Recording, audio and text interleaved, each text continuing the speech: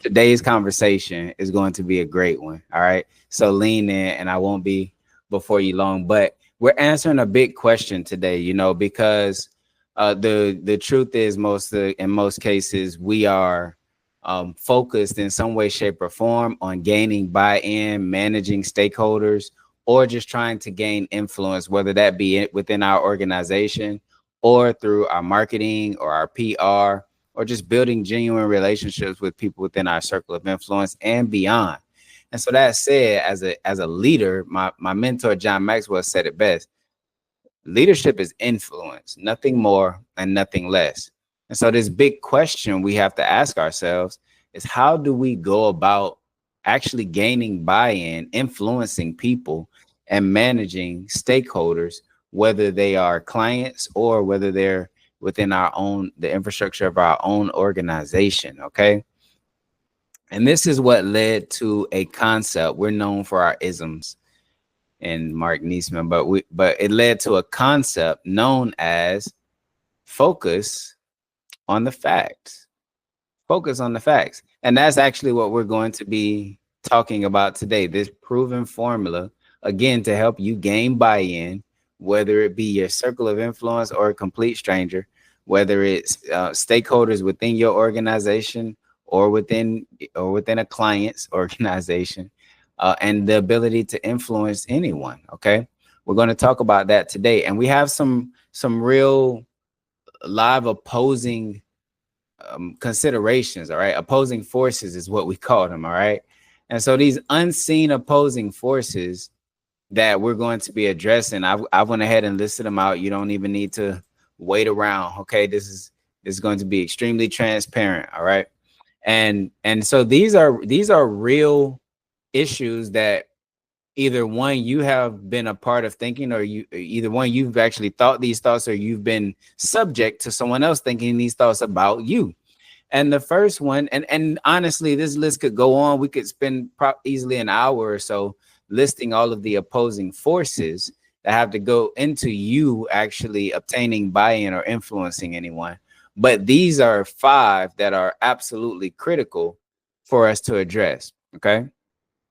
And so the first and second deal with ageism. And so maybe you have been on the short end of this stick, where someone says, hey, you're too young, or you haven't gotten the experience needed to be able to credibly give insight into whatever the situation or problem is that a person may be experiencing. And then on the other end, you might be on the other end of that spectrum, right? Where someone says, hey, your thought process, your philosophy is outdated. Your perspective is outaged. It doesn't apply here in the modern world today, right? Both of these have to do with ageism, and they both are slights that we hear fairly frequently in the marketplace, right? And then next we see these 3 I's: income, impact, and influence. And these are very, very intricate to how we go about positioning the value offer that we have within Marq Neasman Consulting. But I actually thought that they apply here as well. And so the first one is income. You've maybe been in those conversations where a person is looking at you, and even though you may be telling the truth and you may be actually, right in this situation, but the fact that you have not been financially successful as the other individual, for whatever reason, caused them to disassociate your truth with their logic. They did not want to buy into it. You did not gain buy-in. You were not able to influence them. And it was simply off of the fact that they've generated more revenue than you. Okay. And this is a metric of success for them. The next one is impact. Okay. Another metric of success. And what do you say, or how do you influence the person who has a proven track record? They've done it one way a number of times and created success for themselves and notoriety and respect among their peers. And you're presenting a different methodology, right? And then the third one is influence. So what do you say to a person who already has power, already has a network that trumps yours by 3? How do you go about influencing that individual or gaining buy-in? And the answer is the same for every one of these. All right. That's the good news.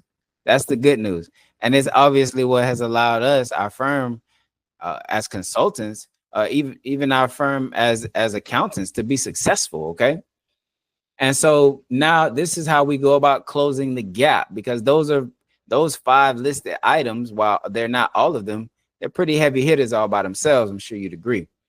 And so the way that we go about closing the gap with these is, when it comes to time, expertise, and power, is by leading with the facts. We have to lead with the facts. Okay. We have to lead with the facts. Okay. And these facts are what put us in position ultimately to gain trust. All right. Trust is everything for us. Okay. It's everything. If we can get this going, all right, through truth and transparency, if we can gain trust, then ultimately we can move in the right direction. And people view facts as the truth. They're not always, I'll be honest, they're not always the truth, but people heavily associate facts with the truth. Okay. So how do we go about doing this? Well, it's through something known as white hat thinking. And you may or may not have heard of it, but white hat thinking comes from a grander concept known as the 6 thinking hats. And the 6 thinking hats was made popular by Dr. Robert De Bono.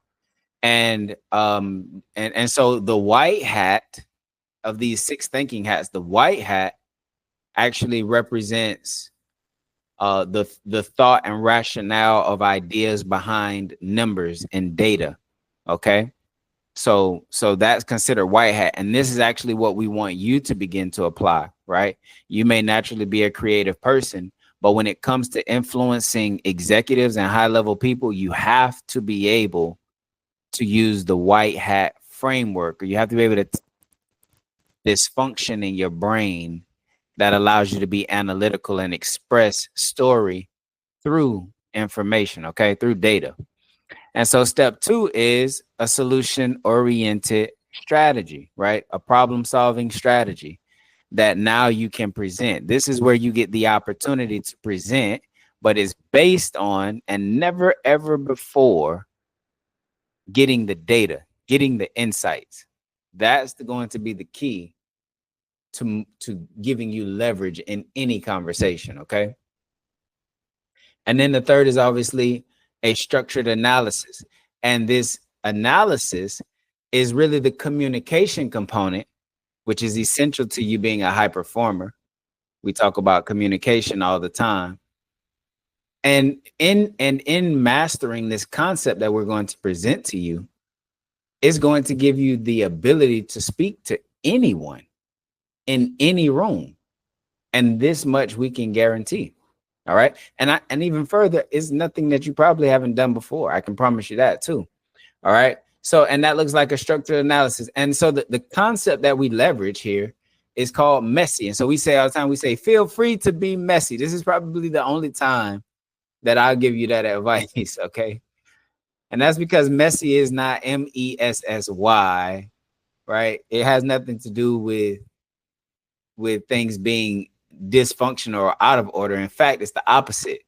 Being messy in this case, mutually exclusive and collectively exhaustive, has everything to do with order and cleanliness and structure. Okay. And so this is the way that most executives prefer you to communicate with them. Believe it or not, know it or not. Okay. This is how most executives communicate. So this is how they choose to be communicated to. And so what is mutually exclusive, collectively exhaustive, Mark? I've never heard this before.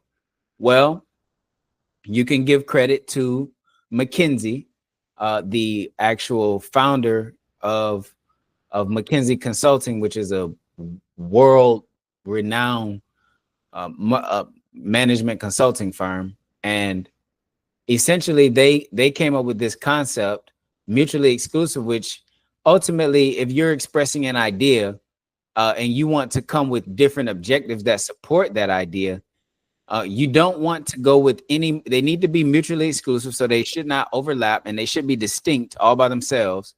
And there should never be any less than 2 and any more than 5. Okay. Any more than 5 is just overwhelming. Okay. For the average human mind. All right. That's the real reason behind communication. It's not to be heard. It's actually to connect and be replicated. It probably deserves a second time. Communication is not to be heard. It's not even for you to be listened to. It's to be replicated and for you to connect. Okay. Many people communicate. Few people connect. My mentor, John Maxwell. So these mutually exclusive objectives, 3 is ideal. It's perfect. Okay. 3 is perfect. And if you can make them start with the same letter, they love it even more. All right. And that's, you see, we do impact, income, and influence. People, it sticks because they all start with the same letter and it's just 3. All right. Fairly easy to remember. All right. No less than 2, no more than 5, distinct and overlapping. Well, what else should they have? Well, they also should be collectively exhaustive. So even as you break down these different objectives, you want to make sure that each reason or detail to these objectives can stand on its own as well. All right. And so here's how that looks. All right. We have a case study here. So the Daily Grind coffee shop has just hired you to come in and improve. They want you to facilitate growth within their sales and marketing. And their overall objective is to increase revenue by 10% over the next 2 quarters. So you have 6 months to get this done. Okay. Now your next objective is to present a strategy that can help them achieve their goals with clarity and confidence. That's key. Clarity and confidence. People won't go where they can't see. Clarity. And people won't move if they don't believe they can do it. Confidence. All right. These are the 2 big objectives. So if you were to not be messy and approach this, okay, this is not wrong, but it's not messy. All right. To not be messy is to say, hey, to increase revenue, we need to attract more customers, sell more to existing consumers, and offer new pastries. All right. We also need to think about our marketing and maybe the delivery options. These are all true statements, but it's not messy. It's not mutually exclusive. Okay. So what does messy look like? Well, here it is. Here it is. Here it is.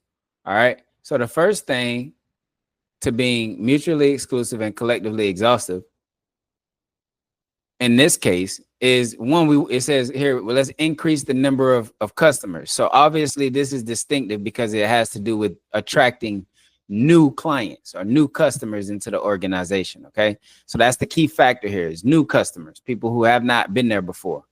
All right. Increase the number of customers. So, and you see, we listed 3 things here: implement targeted local advertising, be it SEO or social media, partner with nearby businesses to do cross promotion, and host events or theme nights to attract a new crowd. All right. And then the next one here has to do, it says increase the average transaction value per customer. So this has nothing to do with getting new customers. This just has to do with getting the same customers to spend more. Okay. And so what we would do here is we gave some ideas. We said, hey, we could introduce a higher margin item, bring in some specialty drinks or merchandise. We could create combo deals or an upsell or cross sell using pastries with coffee as an example, right? You can just mix stuff in. And then the third one is implement a loyalty program to encourage larger purchases over time. And then the last here, it says increase the purchase frequency per customer. So this is still different from, it has nothing to do with the first one, which is new customers. It has nothing to do with the second one, which is increasing the price point that customers pay. The third one is actually saying, hey, how do we get them to return more frequently or make more purchases when they do come, right? So that's a different scenario. We want to get them to come back more. Maybe they only come once a week. We want to get them to come twice a week now. Okay. And so we can enhance the customer experience, right? And service through encouraging return visits, however you choose to do that. Offer a subscription service for regular customers, right? Or use targeted email to put out offerings and promotions. Okay. These are all 3 very different things. They do not overlap. They do not intersect. and they validate the approach that you as the consultant, or you as the professional, or you as the employee can actually bring forward. Okay, it's convincing. All right, and that's it. This is being messy. This is what this concept, like I said, you probably seen this before. You probably did this in elementary school or in middle school when you had to write a 5-paragraph essay. And that first paragraph was the header, the opener, and then you had 3 body paragraphs which were 5 sentences each, and you had to state objectives for each one of those paragraphs and then support them with details behind that. That's literally, you've been doing this since middle school. Okay, you've been doing this since middle school. All right, and it's the same way that for the most professionals and executives for sure desire to be talked to. One, because time, all right, it's the most valuable asset. Okay, and 2, they just need the ability in most cases to make a rational decision, and they want to know that you've already done the thinking. This actually helps you win support. So whether a person agrees with you or not, they respect the fact that you know how to vet ideas, how to vet strategies. And that alone is powerful. Okay, so go ahead, haven't done so already, please subscribe, turn on your notifications, comment about the one most insightful takeaway that you had. And thanks so much for tuning in. We'll see you in the next. You can probably click the link somewhere and you'll see another video. Go ahead and check it out. We have plenty of content for you. Looking forward to seeing you soon. Fix your crown and rule the day.